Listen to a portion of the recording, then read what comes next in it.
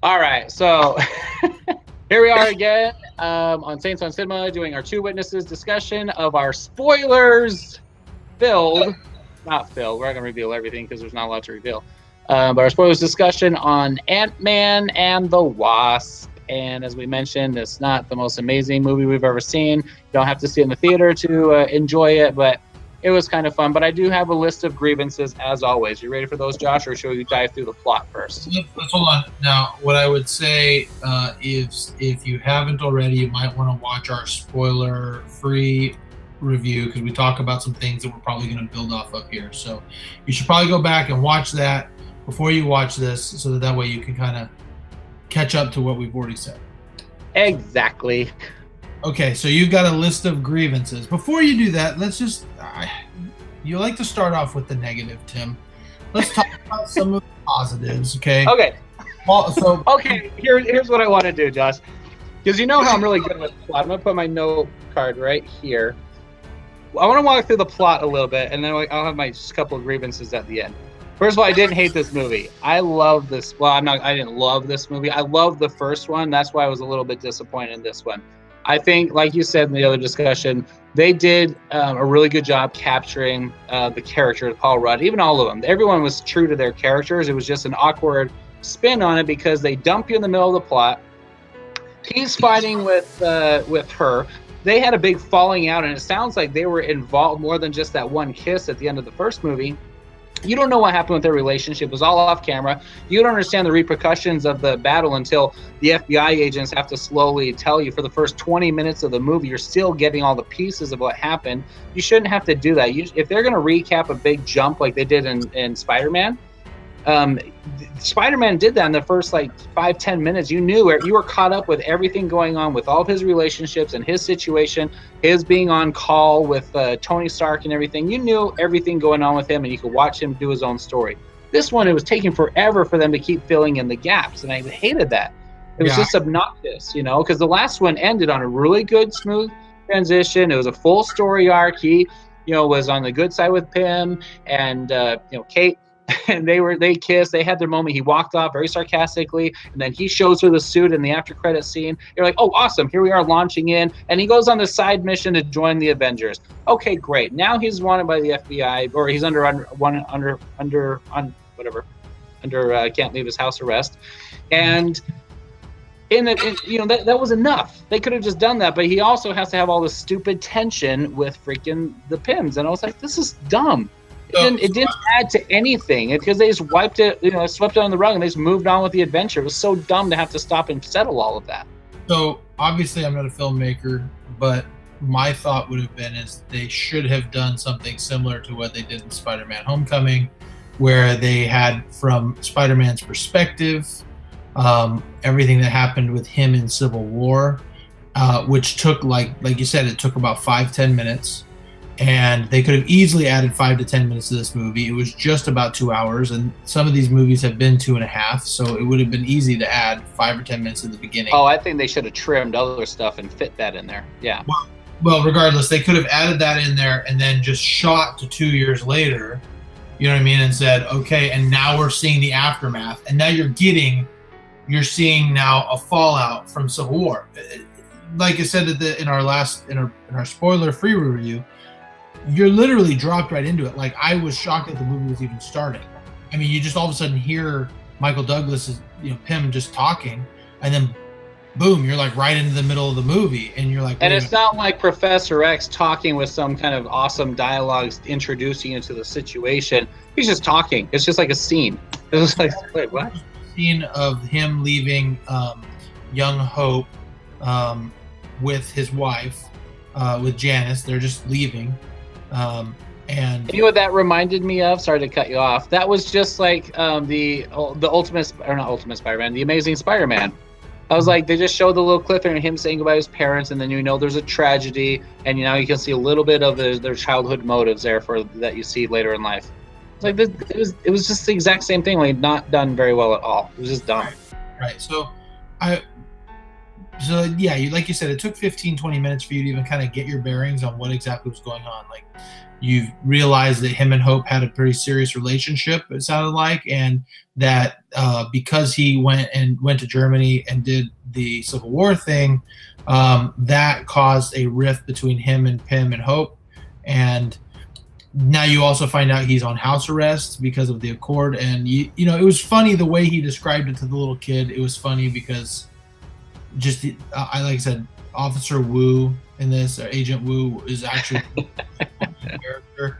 I love that guy, but it just him with his daughter was adorable. Every time she was on and they were in the first one. He loved their chemistry. They felt like a father and a daughter. It was beautiful, and I really liked how they continued on this one, only more intense or you know more.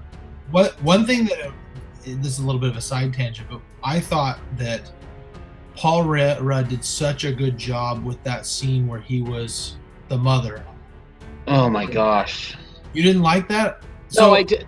Paul Rudd pulling that off is the only thing that saved that scene. I think that was so dumb, so over the top. But him do the mannerisms, the little expressions and stuff and everything. It wasn't. That could have failed very horribly. Them trying to interact, and you know, that could have been done very tastelessly and very, very, very poorly executed. But Paul Rudd being able to execute that saved it. But still, I was like, that was way too much. That was a little over the top to me. So I disagree. I thought that was actually a pretty good scene because Paul Rudd did so good with it. Like it was a good scene, but as a plot point, I mean, they could have transitioned that without that awkward. It was almost like Ghost, you know, the scene in Ghost where Whoopi Goldberg is possessed by Patrick Swayze, and so he like goes and kisses her, but you're thinking in your mind like that's freaking Whoopi Goldberg kissing Demi Moore, you know. It was good. It could have been done. It was like, why did we need to stop and do it like that? Why is he holding Kirk Douglas's hand, or Michael Douglas's hand, you know? But the point is that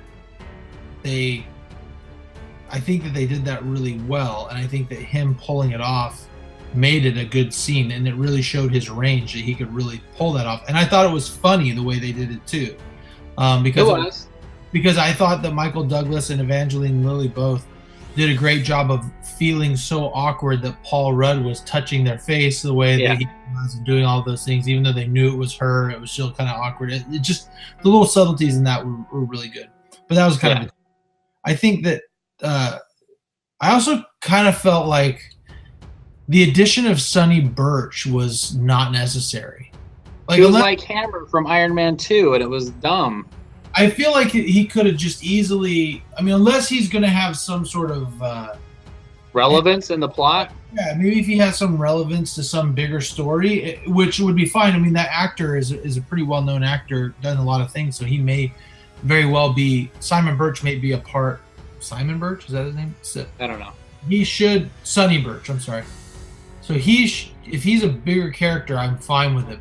But if he's just in this, and it seemed like he was just going to be in this, and he was arrested at the end, and he had the truth serum thing, which I thought the truth serum stuff was pretty funny too. That was funny too. But his character kind of reminded me to Falcone in Batman Begins, where he was like, he's there, he's a presence. He had a little mini story arc for the character Batman, and he came up later, but like he was not at all part of it. This one, he was in and out and in and out and in and out of all of the beats of the story, but he had nothing weighed on him. Nothing mattered. He didn't, you know, if he had stopped and taken the girl hostage or something, or had some relevance, if he's the one that foiled the plan at the end, or you know, when they were trying to find the base, but everything he did, like it went off out of his hands. And I'll tell you what my major problem with the movie was: there was no tension. If you think back to every single scene, every time there was any kind of a predicament, they solved it immediately.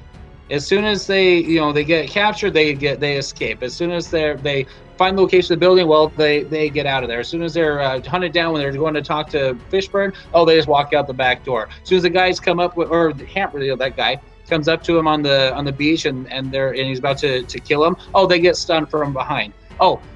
Lily has to dive into the water and because Ant-Man's passed out as a giant underwater. She finds this thing, hits the buttons, and shrinks him. Oh no, now he's this little speck in the dirty, disgusting water. oh, he's right there. Oh, he's healed. Like every single thing that they got into, they just got right out of it. And I was like, I'm not worried at all about these characters. Everything in the big chase scene down San Francisco at the end, every little thing they did just got right out of it. There was no reversals. They were never in a low point in the entire movie. I couldn't really get worried about the characters. It's funny too. So one of the things on that same point was they're there and Pym is about to go back and go into the realm. What was it called? The quantum phantom zone. Quantum realm or whatever it was. And all of a sudden, Bill Foster's there, and he's like, "I want to save, the ghost. I want to save her, Ava." Mm-hmm. And he's like, and these are two scientists that are supposed to like hate each other and have had a quarrel for like decades. Yeah. And he's just like, "I'm gonna go back and get my wife, and when I come back, I promise I'll help you figure it out." And then he's like, "Okay, good luck." Yeah, exactly. You know what I mean? I was like, that's it. I mean, you hear these two guys who've had this quarrel for years and years and years, and that's it. I mean, or the FBI find Fishburne in the beginning when they're at his class. He's like, "Oh, have you had contact with him?" He's like, "No." They're like, "Okay," and then they leave, and then everything was just like that. I was like, by the way, no. I also got to say, I thought that and it was supposed to be funny, but I thought that the big ant was kind of dumb. The big ant that they had him, in his place in the bath playing the drum. Yeah.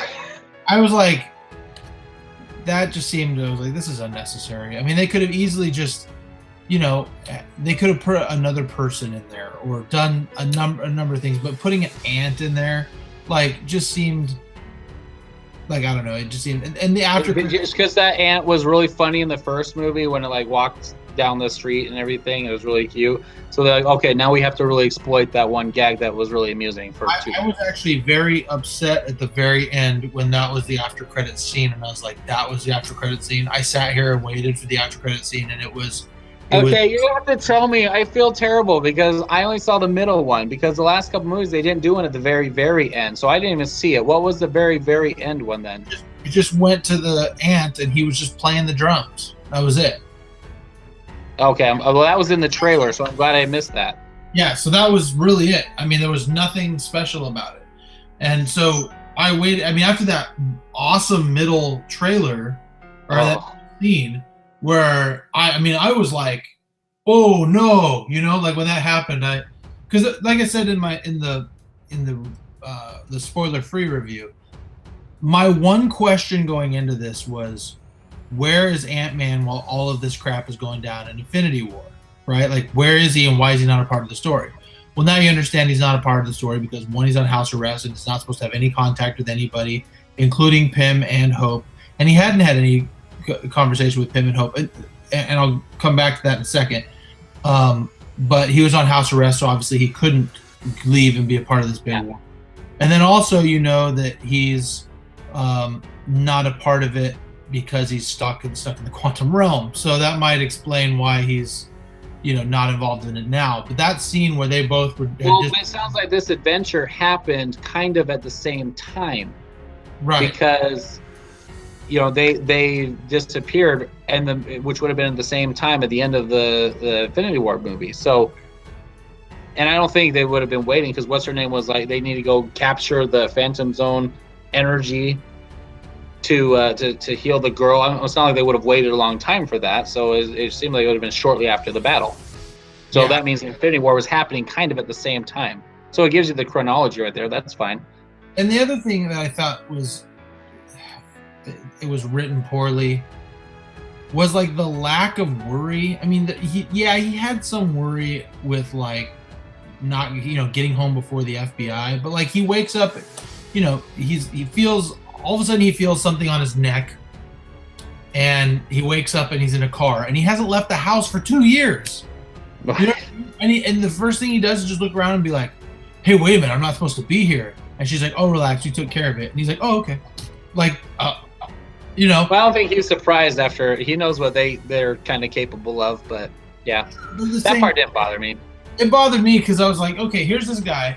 They literally told him that if he breaks his his house arrest. He's going to jail for 20 years. Okay, he's 3 days away from his 2 years and getting off.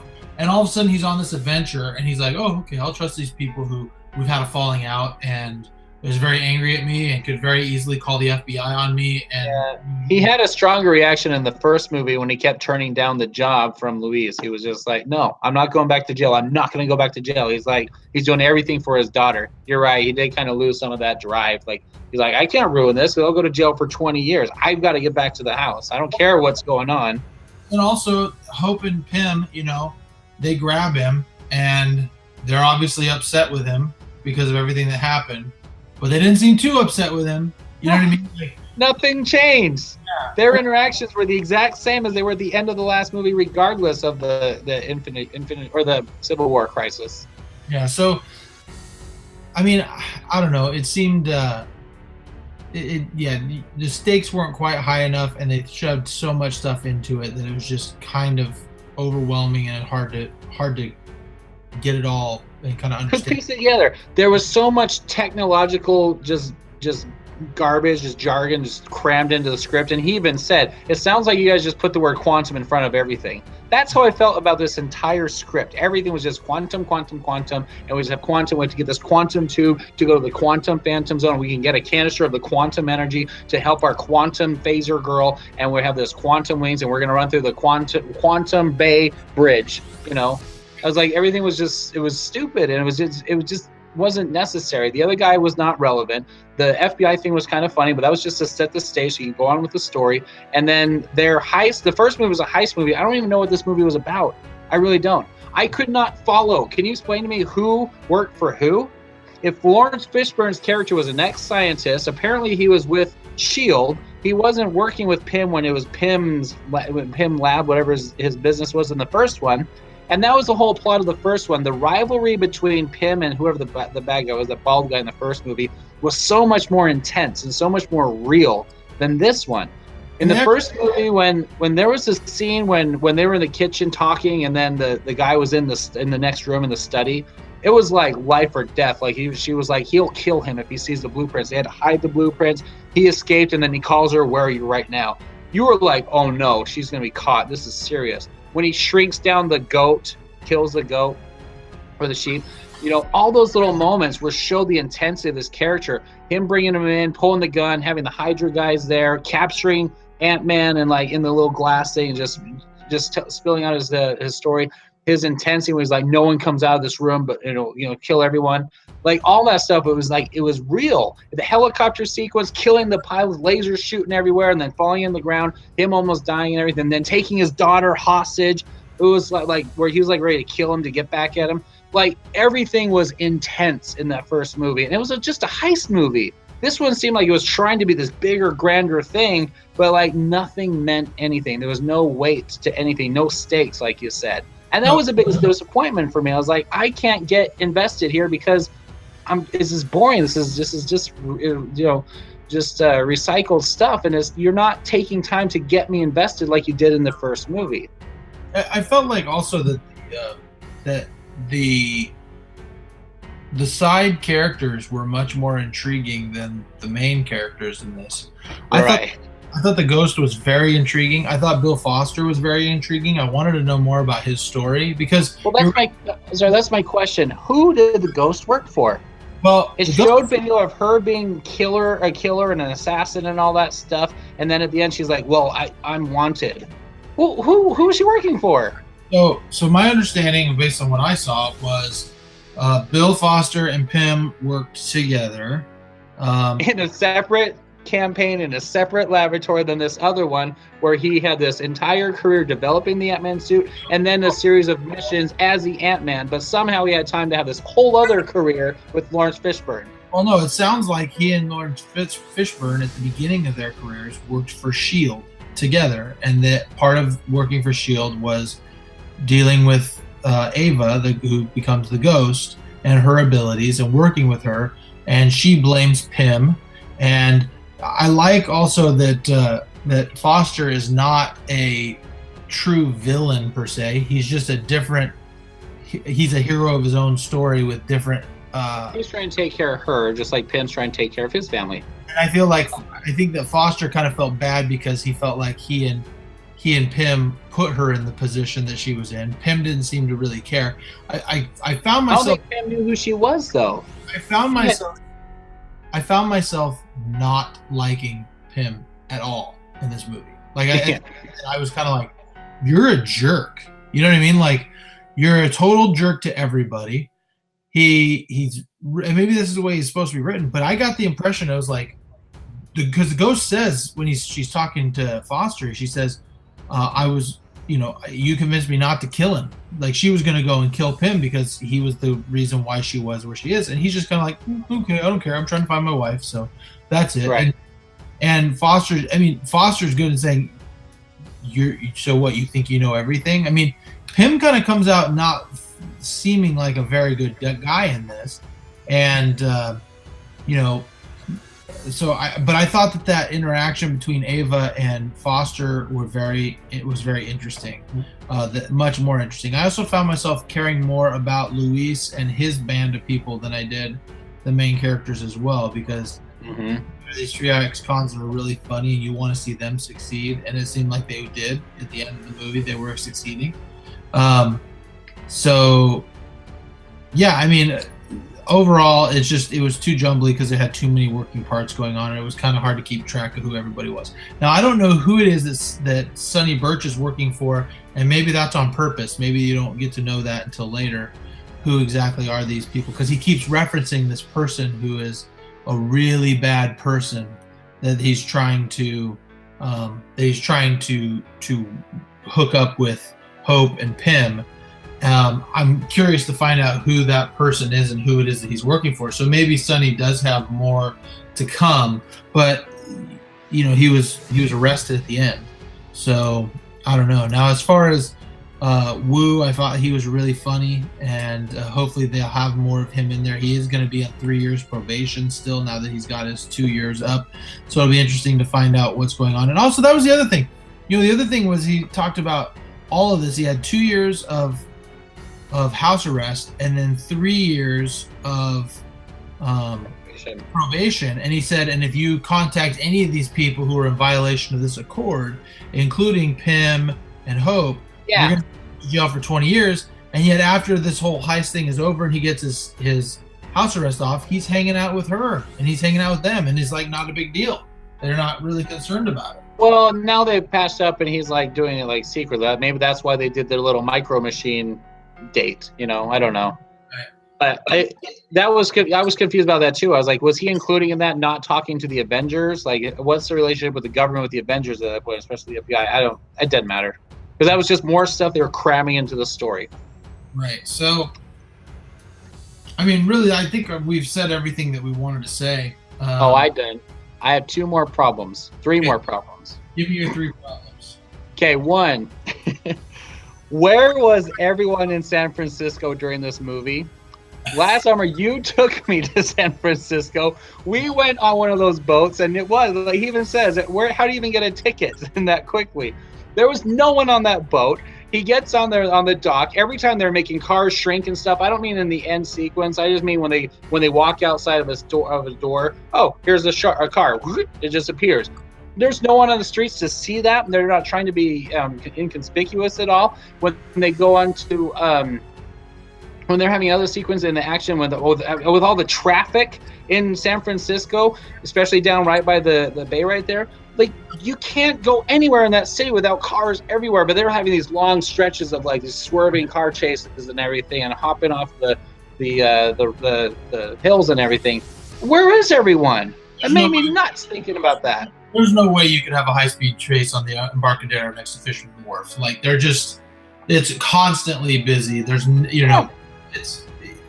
Even on the boat, when it showed him on the little boat, he has the little city or the building suitcase. There's like 5 people behind him. I'm like, no, I couldn't have wedged through people to get out there and to look around. It was just too. I was like, come on. Mm-hmm. Here's the other question. Michelle Pfeiffer, she was in the Quantum Zone for 30 years, whatever it was. Not 30, well, whatever it was. Wait, hold on. I have a question about that.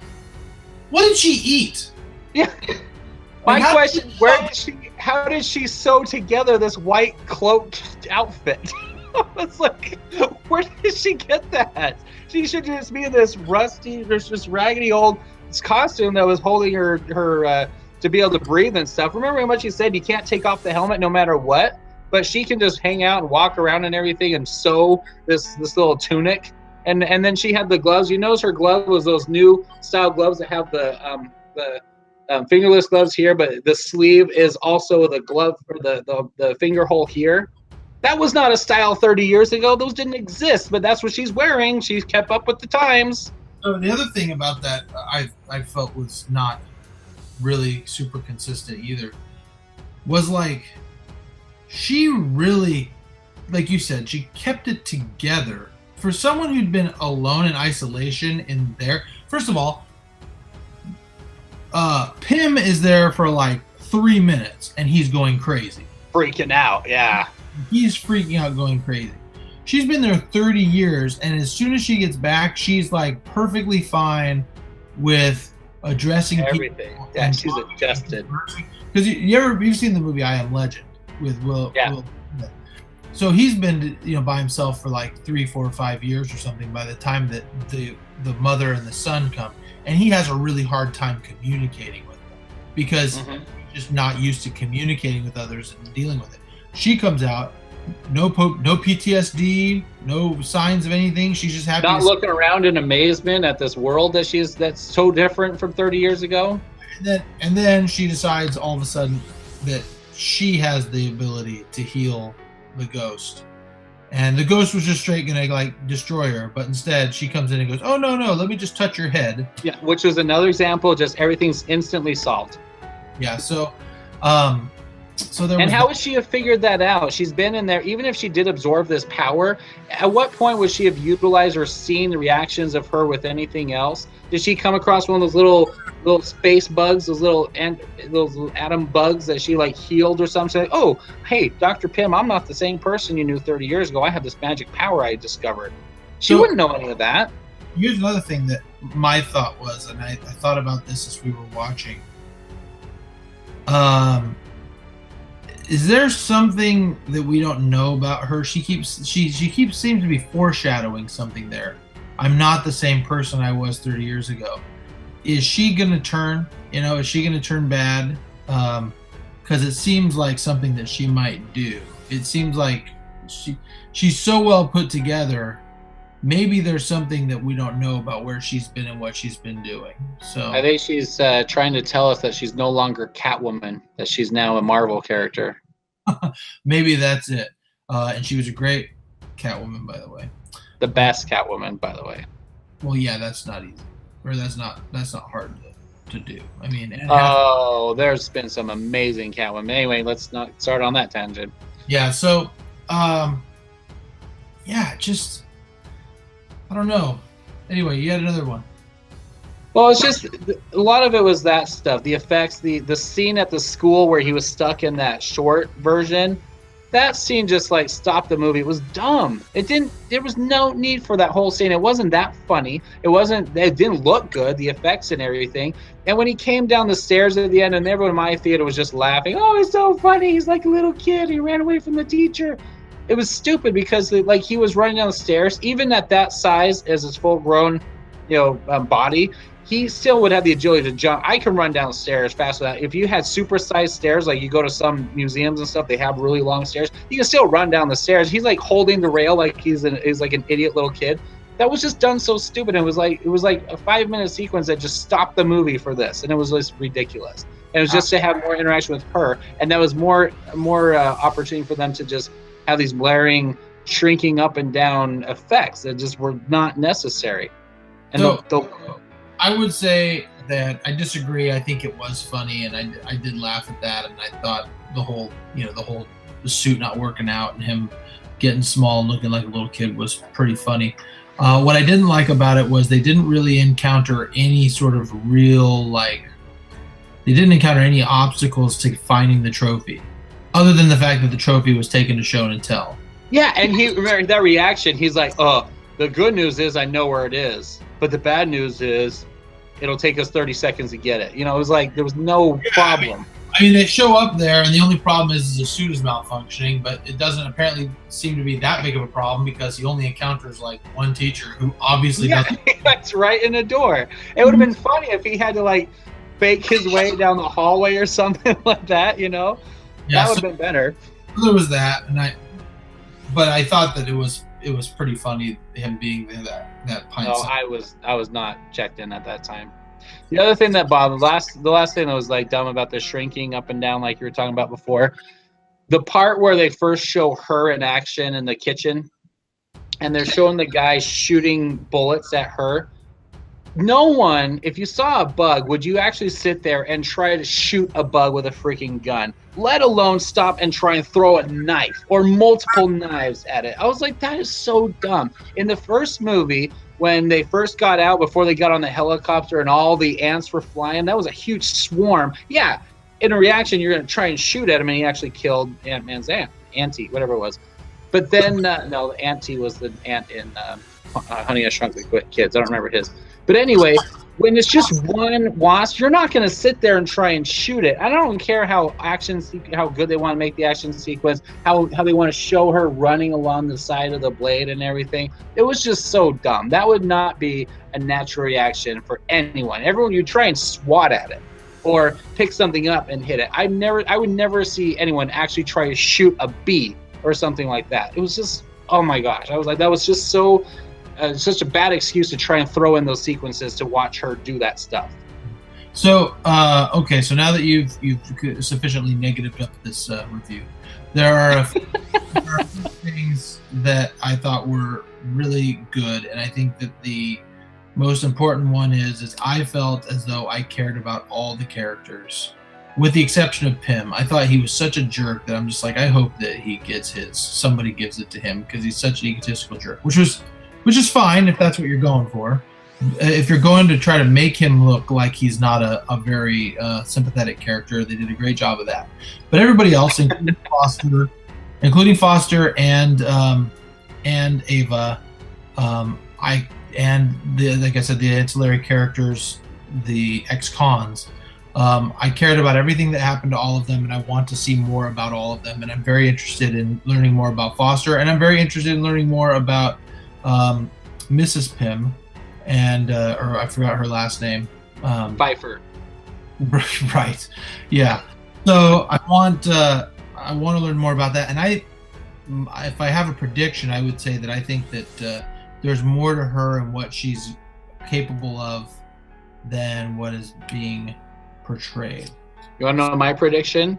Is that they led with that because they want to give this little hype, like something else is going to happen. She's going to reveal more about her because she has this big mysterious gap of 30 years, and they're not going to touch it. I'll bet you never hear from him. And the other guy, I bet you never see him again. He's just in jail. Just like Hammer disappeared out of the Iron Man plot. Well, let's hope not. But I don't care about him. I mean, I was more interested in Hammer in the first movie. I thought he would have been a fun recurring character because of the way he bantered with Stark. But this guy is like, I don't really care. I mean, he had that interest with her, and he was like disappointed and rejected. I thought that was interesting. They could have gone somewhere. They didn't touch that the rest of the movie, and I was like, that would have been fun watching interaction with her trying to, like Jafar and Jasmine kind of a thing. It was nothing, and he was just a wuss by the end of it. He kept showing up, but he didn't do anything. Yeah, I don't know. I didn't care about the characters like you did. I enjoyed Paul Rudd's performance. I cared about his relationship with his daughter, and I loved the relationship with him and the ex and her husband, the cop from the first one. I love how they were friends now. I really enjoyed that because of how at each other's not each other's throats, but just how snarky they were with each other before, the disrespect and everything about his situation. Now they appreciate each other. He appreciates what he's doing for the daughter and their family, and the cop appreciates, that he's actually trying to take care of himself and do better with his life. But so I disagree. I felt that the characters were all really strong, and I look forward to seeing them in more movies. I saw that it said the Ant-Man and the Wasp will return, which in my mind, I turned to my wife and I said, well, the fact that we know that the Wasp is going to return tells you that all this death that happened in Infinity War is not fine. She died. She poofed into thin air. So, Or did she? I only saw 2 stacks of ash. maybe she wasn't one of them, but Maybe she turned into the Wasp, and the other 2, her parents fell. I don't know. Yeah, well, I don't know either, but anyway, it is what it is. I got my answer that I wanted, so I'm happy in that, and that you now see why Ant-Man was not involved in the original Infinity War, which is all I really cared about. And now that I know why, I'm ready for him to find his way out of the quantum realm without his piles of ash that were Pym and Hope. And that was so good. That when that happened, when he was stuck, I thought it looked like something was coming behind him. Something was appearing in the zone, and I was like, "Oh my gosh, what's happening? What's coming?" And then it shows the ash. And I was like, "Oh!" I mean, everyone was just like gasping at that moment. That was literally the best like 5 seconds of the entire show, and it was so well done. And then it zooms in on the speaker, the microphone, or the what's it called? The microphone. Walkie thing. Anyway, but he's sitting there and you just hear him talking and it's just static, and you're like, oh my gosh, because now he's stuck. He can't get back himself. Right.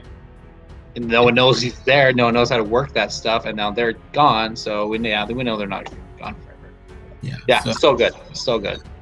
But anyhow, and I was really glad. Last thought I was waiting the entire time for them to do the sequence like they did in the first one, where Luis was like telling the story, but he was doing the voiceover of it, showing the filming of everyone else talking, and him narrating the story in his verbiage and everything. That was so awesome in the first one. I was like, that needs to be a staple for these movies. And I was like, they weren't doing it. And then all of a sudden, when he was into the True Serum, he did it. I was like, oh my gosh, that was so perfect. I was so glad that they didn't like not do that. Yeah, and I love that part of it. I loved how he went all the way back to meeting him in the jail, and then they go to Phoenix Cons, and they're like, "Hey man, you asked the question, you gotta hear the whole thing." Yeah, you put the diamond, you gotta hear the whole song, yeah, whatever it was. And he's like, "Where is he?" He's like, "Oh no, oh you mean literally?" He's like, "Oh, he's in the forest." And I also liked how the whole Truth Serum banter, but he's like, yeah. He's like, "Don't touch his Truth Serum." This will make you more suggestive and more and more willing to tell the truth. Oh, so it's Truth Serum. It sounds like Truth Serum. And then at the end, when they injected them, he's like, "It is Truth Serum." Oh, it is. Yeah.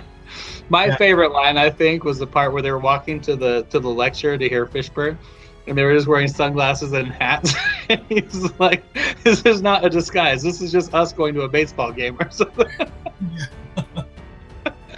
There was some really good. I laughed out loud probably like 6 times, and that's a rating for me on a comedy. And I love the script for these 2 movies. I didn't like the execution of this one. I didn't like the plot of this one, but I really enjoyed the script for him. I loved him talking about making the list. He's like, "Okay, let's make a list. First, we go in, then we do this, then we punch him." And he's like, "Well, that's more like it should be 2. We'll call that 2A." That should be part of 2, yeah. Yeah, it was good. I enjoyed it. I mean, I had some friends that were going to go see it next week. I'm not going to go see it again. It's not that good. This is the first Marvel movie in a long time where I felt like you could have just waited for this to come out on Blu-ray or DVD or whatever and just watch it at home and be happy with it. But my kids loved it. If your kids like the Marvel Cinematic Universe and you allow them to watch such things like I do, then they'll enjoy it. My kids enjoyed it. Apparently, everyone in the theater at my place watched or enjoyed it, but I saw the first Ant-Man, I think 2 or 3 times in the theater. I know I saw at least twice. I wouldn't see this one again. Yeah, I agree. I think it, like I said in the last review, this is a terrestrial movie, maybe even bordering telestial. Like I would not. This is the first one where I'm going to purchase it because I want to have all of them, but it's not one that I'm like raring to go, waiting for it to come out so I can watch it again. So yeah, I agree. Yeah. Oh well, it was fun though. Yep. That's over. Okay. All right. Well, thanks for watching, everyone. If you stayed through this whole thing, if you think we were crazy and that this was a fantastic movie and a great addition to the Marvel Cinematic Universe, then tell us why in the comments below. If you agree with us, then tell us that we're awesome in the comments below. You don't have to tell us we're awesome. You can just say we agree, and then we'll know, okay, we're not crazy. So, Or just click on like and continue to subscribe. yes, I would agree. And thanks for all the new subscribers. We really enjoy having you. It's been fun, and we look forward to learning more about you through your comments. For sure. Anyways, thanks for watching Saints on Cinema. I am Tim Wild. I am still Josh Edla. Yeah, didn't change. But all right, we'll catch you next time.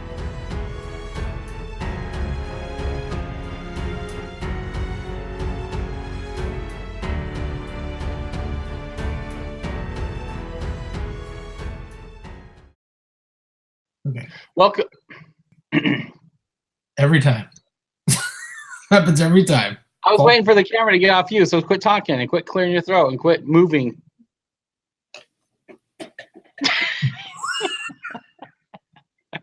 Oh, I hate you.